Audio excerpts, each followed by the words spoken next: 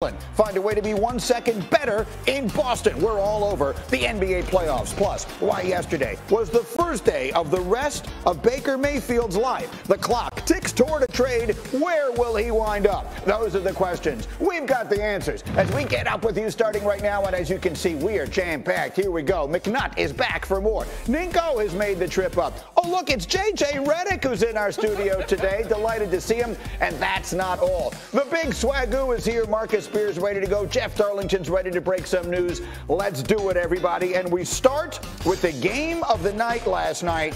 And this was a bit of a stunner and potentially terrible news. Here we go. The 1 seed are the Suns. Devin Booker is their best player. Monica, he had it going early in this one, and he had it going with the crowd. Take a look here as he knocks down the tough shot. What happens at the end of the play?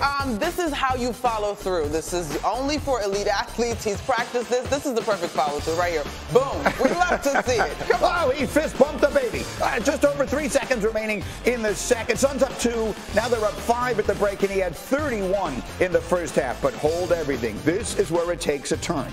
We're 5 minutes remaining in the third. The Suns are down by 1. Just keep an eye on Booker as he's chasing down this play. He goes up, he comes down, and immediately grabs the back of the leg, and then, just as immediately, takes himself out of the game. He would not return. Will I play? You see, Monica's face tells the story. It's a hamstring. We'll talk about it in a moment. Meanwhile, under 7 minutes to go, C.J. McCollum's got him going. I mean, this is a guy that's been to a Western Conference Finals. This is why the New Orleans Pelicans traded for him, that pedigree, that confidence, and big-time moments. But this, Greeny? Yeah. Come on, man. Brandon Ingram was on another level. There literally was nothing this Phoenix Suns squad could do to stop him. He had 37. The Pelicans win, but afterwards, Coach, the talk is all about Devin Booker. We've played without Chris and Book before. If we have to play without Book, next man up.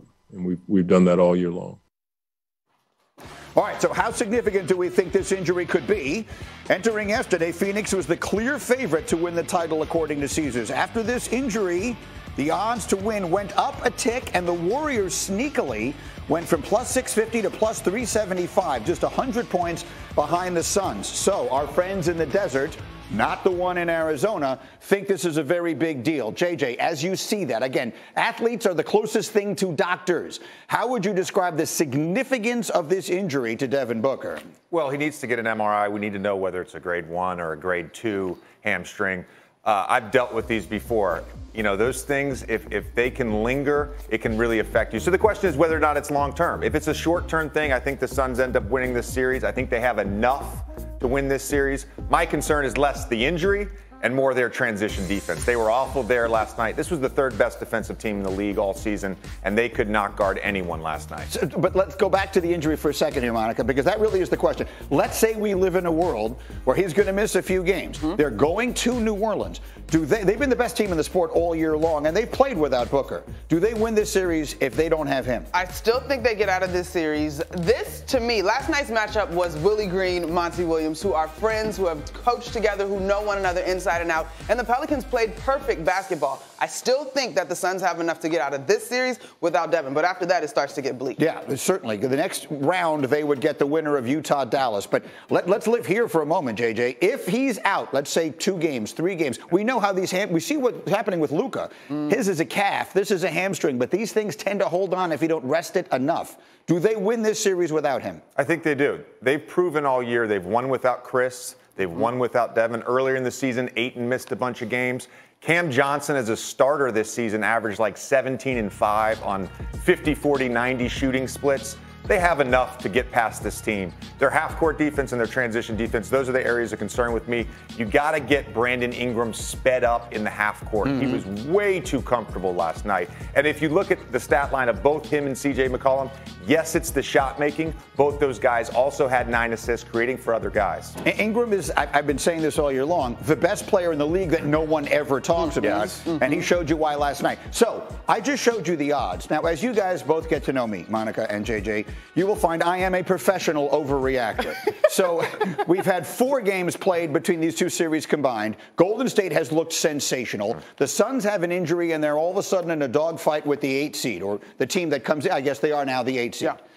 All of a sudden, does Golden State, Monica, look like the team to beat in the West? Ooh, Greeny, I have been someone that's rolled with the Phoenix Suns all season long. But at this point, if we still have questions that need to be answered about Devin Booker, you have to go yes. Now, on the flip side of that, I still have questions about the durability of this Warrior squad over the duration of a playoff run. While they have looked fantastic in the first 2 games, this is the first time we've seen this group look this good. JJ. The chances of this being a long-term injury where he can't play in the conference finals is slim.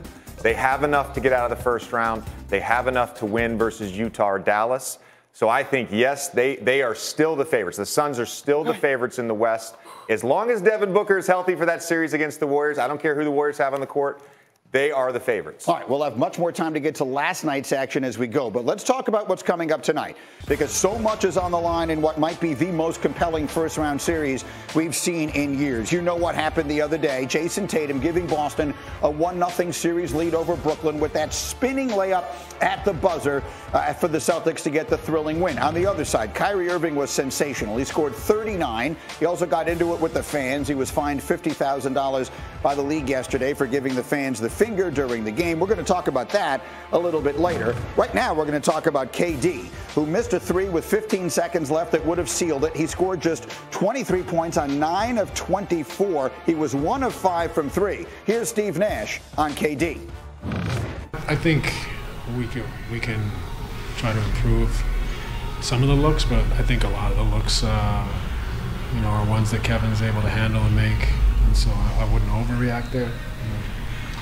Kevin, can play better and will play better. It's our job to help him, but Kevin knows how to adjust. Okay, so I asked that. Not sure what that look on your face is, but I asked you this morning, what's KD going to do? And what did you say? All right, KD's going to be fine. He probably will keep it a little bit more simple. He'll evaluate where the help is coming from. A lot of those turnovers, matter of fact, most of them were when he put the ball on the floor in traffic. So I'm looking for 1 and 2 dribble pull-ups because he's lethal. You cannot contest at his high release point. I'm looking for more give and goes, just cutting and moving because, again, you cannot contest at his high release point. And so KD's going to be fine. I didn't necessarily love that sound because I don't think it's just KD. Yes, he's going to be fine, but Steve Nash and the Nets need to be better for KD. How so, JJ? Get him on the move more, pin downs. He's made a living on that small pin down where he gets a mismatch at the elbow and can pull up. Kevin started his career with Seattle. He ran floppy action, just straight catch and shoot. Yeah. He's adept at scoring in so many different ways. My concern is not with Kevin Durant. Look, Kevin Durant at the end of the series, whether it's a 5-game series, a 6, 7, whatever, he's going to average 28 to 32 on high efficiency. That's who he is. The concern is not Kevin Durant. They'll figure it out as this series goes along about how to get him cleaner looks. But no team is more equipped to make it tough on Kevin Durant than the Boston Celtics. Well, the size, the length, multiple defenders, all of that. Yes. That's what a lot of people were talking about in the last couple of days here. There's so much time between these games, but there was Steve Nash, and his approach is very soft-spoken and all that kind of thing, but people really wonder just how much coaching is going on there. They didn't seem to make a whole lot of adjustments as that game was going on. They were swarming Durant. They were all in his body, and they never really got it better. What is Durant going to do tonight? Give me the numbers. He'll have a 30 points tonight? Yeah, he'll have a 32, 9 assists, 8 rebound vintage Kevin Durant performance. There's no reason I don't think he won't have that. We talked about this yesterday. Yep, come on. To me, it's got to be Seth Curry and more Patty Mills. They got to open things up. They need to spread the floor out. He's got to have space to operate, as does Kyrie. And those guys got to knock down shots. Patty Mills only played 12 minutes, took 1 shot. Seth Curry took 7 shots. They got to get those guys going. All right, so there's one X factor that will not play in tonight. It could potentially play in as the series continues. The Nets may ultimately get help from this guy. Ben Simmons, according to Woj, has been cleared for contact. Woj tells us he could be available for the Nets as early as Game 4 for limited minutes. Tonight is Game 2. Saturday is Game 3. Game 4, of course, will be in Brooklyn. You have this skeptical look on your face, Monica. Can Ben Simmons at this point come to the rescue? You tell me. JJ, come on, you're the pro. Can you get on a moving treadmill and make a major difference? No. This is the most intense series we have in the opening round. If you can get some of Ben Simmons, fantastic. What a blessing. It is a gift. But am I expecting much? Not really.